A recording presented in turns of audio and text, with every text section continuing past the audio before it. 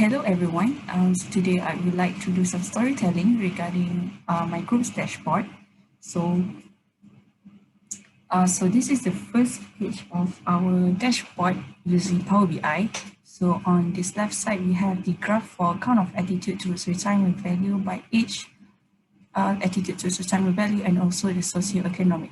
So this graph is divided into four sections in which it indicates the socioeconomic. Socioeconomic is actually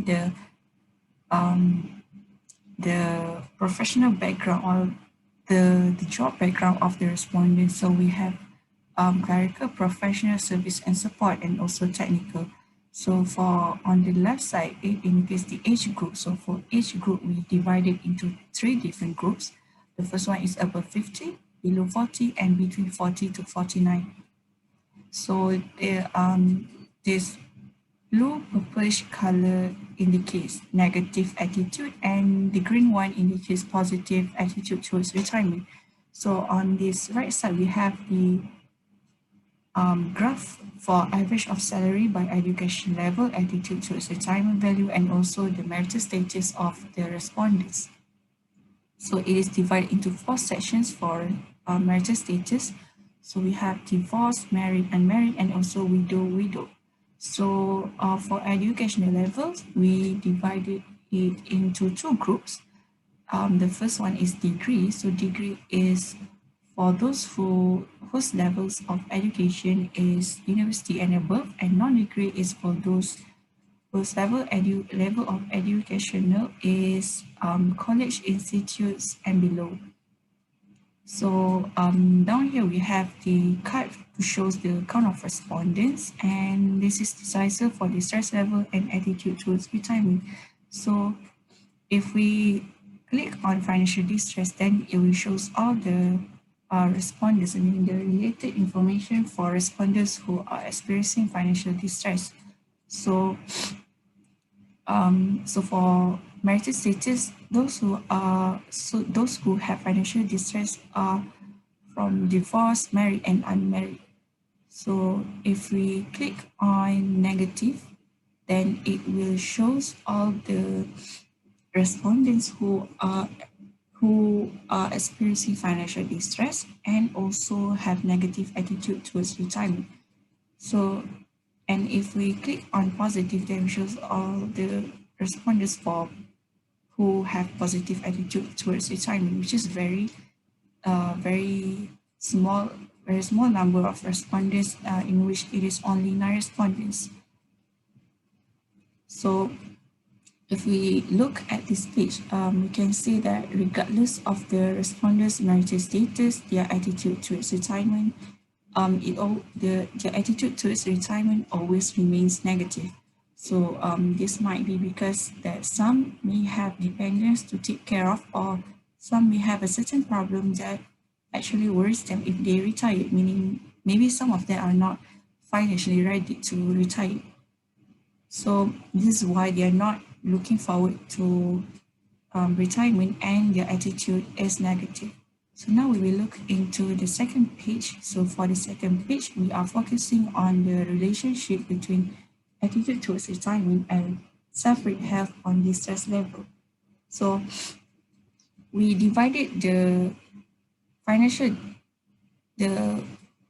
distress into two groups, in which the first graph is for financial distress, and the second graph is for respondents who have low financial distress. So if we look at this card, then we can clearly see that the amount of respondents who have financial distress are only 95, and the rest of them, which 607 respondents, are having low financial distress. So they're not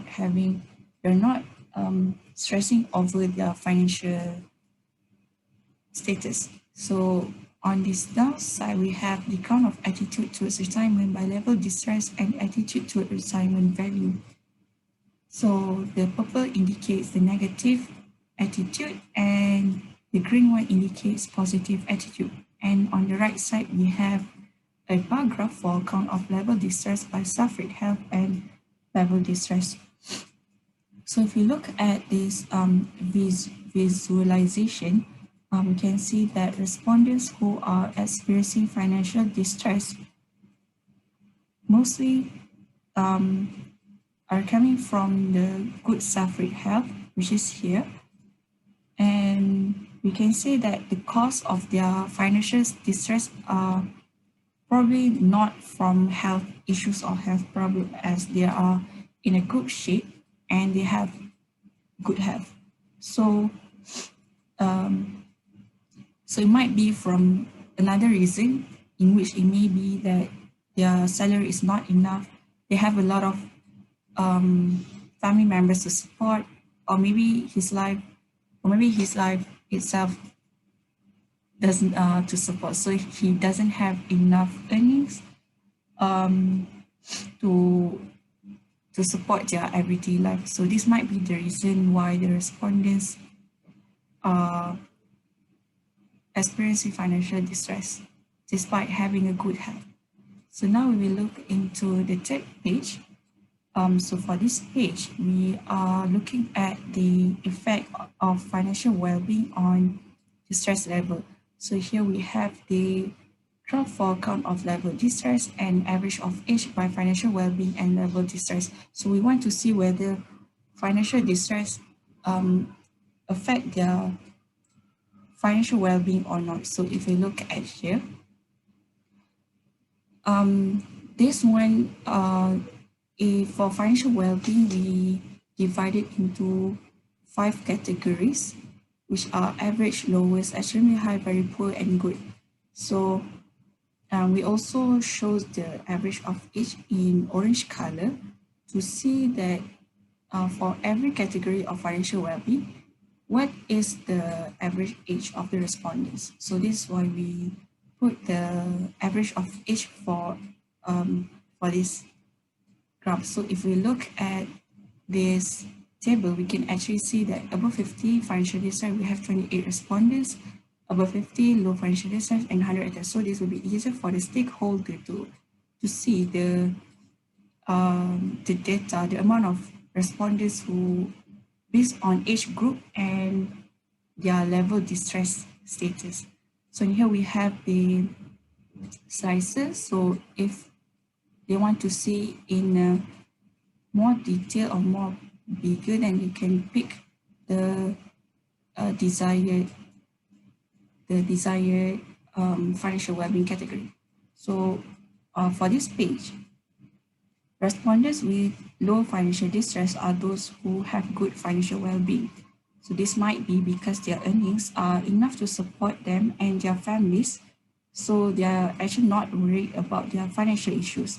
So some may have high salaries, but those who have average salaries may have side income in which it helps their overall financial well-being status. So they might also be another person in that household who are working and able to support the respondent's family as well.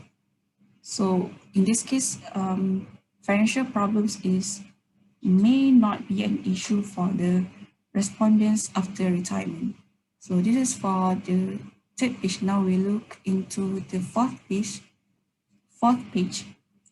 in which it focuses on the relationship of financial well-being, self-care, and life satisfaction. So on this page, we actually try to see the relationship between financial well-being, self-care, and also life satisfaction of the respondents. So this is why we have this graph on the left side for self-care group by financial well-being, self-care group, and life satisfaction. So we divided it into 4 sections. For life satisfaction, so we have satisfied, unsatisfied, very satisfied, and very unsatisfied. So for I'm very satisfied, is actually have one person only who are very unsatisfied with his or her life, and and the salary is average. No, sorry, the financial well-being is average. So on this right side, we have the bar graph for count of life satisfaction group by age group and life satisfaction by group. So we have down here is it indicates all these indicates the age group, which is between 40 to 49, below 40 and above 50. And the pink indicates the life satisfaction of the respondents. So if we look around here, we can see that most respondents are very satisfied and either very satisfied or satisfied with their life. And from this page, we can actually see that respondents who are satisfied with their life mostly have a high self-care, except for those who have good, average, and very good financial well-being. So the reason why is because they have low self-care might be because they are busy working, either due to their main jobs or side jobs. So in this case, they need to work more to have a better financial status, especially those respondents who have very poor financial well-being. So we can say that if they are busy working, then they will have less time to take care of themselves. So this might not be a good thing, as low self-care will lead to various problems, either mentally or physically. So this will definitely affect their life after retirement in the future. So this is all for dashboard storytelling. Thank you very much for listening.